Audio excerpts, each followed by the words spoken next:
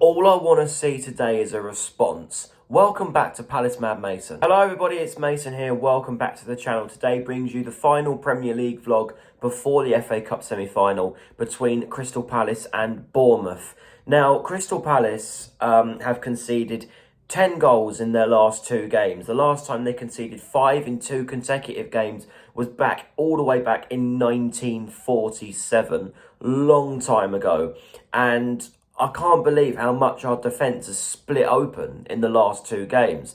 I think we were having the third best defensive away record in the league, and then we went to 10th after them 2 games against Man City and Newcastle. But today is an opportunity to respond against Andoni Iraola's Bournemouth, whose form has been dipping a little bit. And in terms of our slight hopes of European qualification, Crystal Palace sits 5 points behind Bournemouth, who are in 8th place, and due to the European coefficient, 8th place will get you Europa Conference League qualifications. So I think we need to be able to make ground on Bournemouth, and obviously Brighton and Fulham locked on the same points as Bournemouth, so we need to keep an eye on their games as well to see how far behind we'll become the Arsenal game, where we don't look favourites on Wednesday, but I'd like to hope we at least put some effort in, unlike what we did against Newcastle. And I think this is a great opportunity today with, Palace and Bournemouth being on the same levels. I think if we manage to get the win today,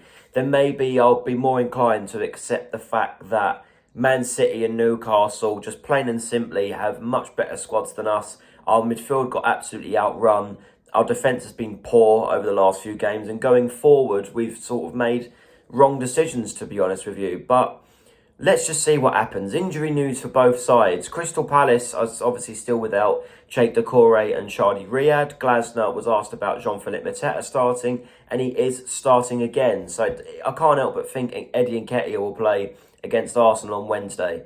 He must do, I'm not going to lie, because Mateta's, he's been great for us this season, don't get me wrong, but he's looked a little rusty over the last couple of games, and Glasner's just admitted that because of his ear injury that he picked up against Millwall, he struggled to sort of get back onto form. But he scored in our last home win against Brighton, and that was one of the maddest games on the channel yet. For Bournemouth, they're boosted with the return of highly rated winger Justin Kluivert, which obviously is not great for us because he is quite a neat footballer, Justin Kluivert. In my opinion, one of Bournemouth's best players. But in terms of changes I'd like to see today, I want to see Ben Chilwell start over Mitchell. We signed him in January. He's going back to Chelsea in 2 months after his loan or whatever it is. And he's not started a Premier League game for us yet. And the way Mitchell played against Newcastle, want to see Chilwell. I do also want to see Wharton start over Lerma. And one of Romain Esse and Matheus Franca starting. There needs to be some kind of change to this lineup.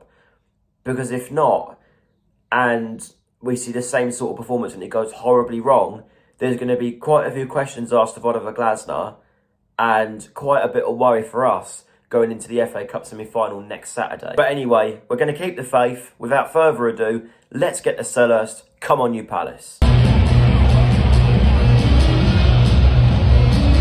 One change from the side that lost 5-0 at Newcastle frustrates me a bit.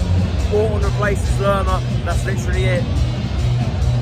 I think Boris is going to be rested for the semi-final, but I think Glasner's going for the win today, which is what we really need, to be honest with you. So I can see arguments on both sides.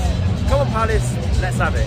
Chance for Sarr, through to Munoz. Mateta just misses the ball from the cross and slides into the goalkeeper as a result. Kepa's down injured. But yeah, still 0-0 inside 13 minutes. Quite an even start here. Might go down to 0-0 at half-time, but you know what?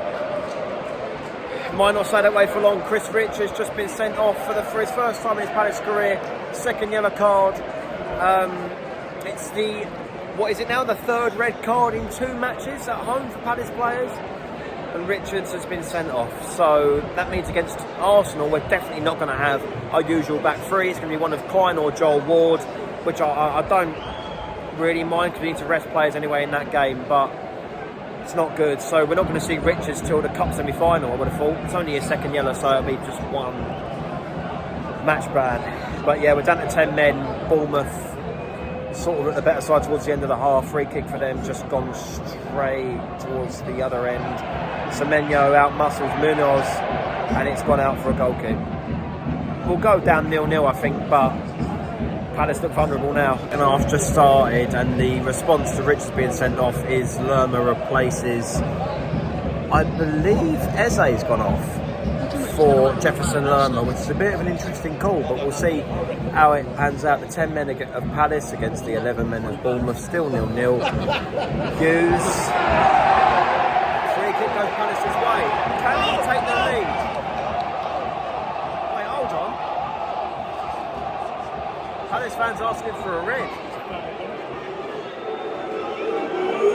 No red card happening here. No red card. Palace free kick in a good position. Second half comes Bournemouth's way. To be honest with you, header from Evan Nilsson flicked on at the near post, went just wide at the far post. But yeah, the 10-minute Palace didn't even Bournemouth quite well, but you can tell an FA Cup semi-final for us is next week, to be honest. No one playing with any kind of urgency whatsoever. But the lack of quality is really showing in this game. Still 0-0, 20 minutes to go. I think we could play till bloody Wednesday, and there'd be no. We could play to the Arsenal game, and there'd be no goals gone in this game.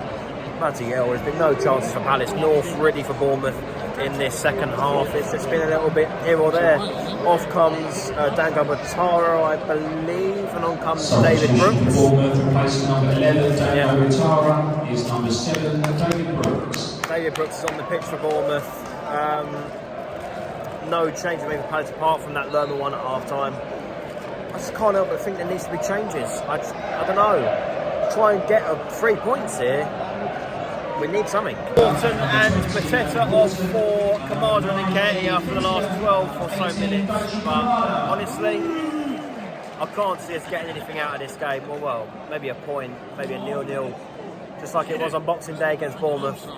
Honestly, been the most underwhelming team to play this season, Bournemouth. To everybody who comes to my channel to watch YouTube vlogs, I'm sorry. I can only say sorry, because that was a dreadful game of football. I think the last time I was that bored at a Palace game was when we drew 0-0 at Fulham last season under Roy Hodgson in September 2023, and that was quite a while ago. Full time at Selhurst Park, as you'd have guessed. Crystal Palace 0, Bournemouth 0. Now, I will give the players some credit for this one because, you know, from going from, 10 goals conceded in the last 2 games against, okay, much better sides. But this is a Bournemouth side who are challenging for European Conference League football. And, we were also trying to push for it a little bit, trying to get into the race for it. But I think now, if you look at the Premier League table, out of the sides that probably can get it, we look the least likely, especially with the sides we've got left. 5 games left: Arsenal, Forest, Tottenham, Wolves and Liverpool. It's probably not going to happen, to be honest. And we will probably finish top of the bottom half or bottom of the top half, to be honest with you. But I will take that with an FA Cup semi-final in mind. And obviously, if we were to win that, then I'll take it even more, to be honest with you. Look, we weren't that bad. I think the first half was very, very lacklustre. And I think Mitchell got outrun quite a bit, which is why I was a little bit, annoyed at Oliver Glasner for not giving Chilwell the chance yet again.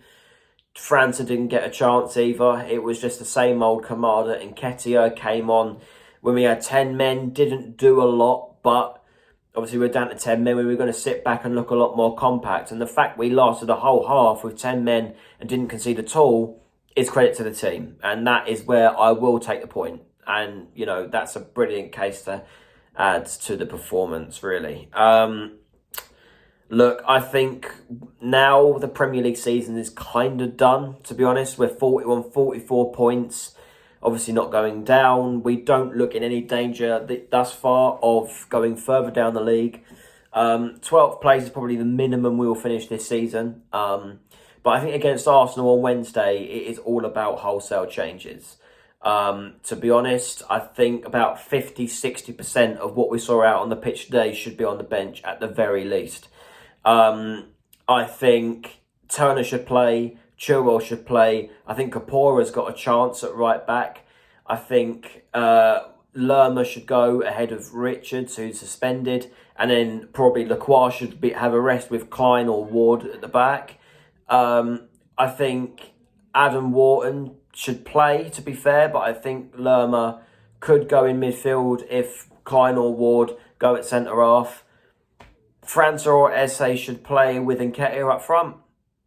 I'm sorry, but I think that's how it should go. I think we need to rest players, and maybe with Arsenal having their focus on the Champions League, we may get a goal or two. Let's just hope, to be honest. But I'm not going to keep you guys any longer because this was a boring game.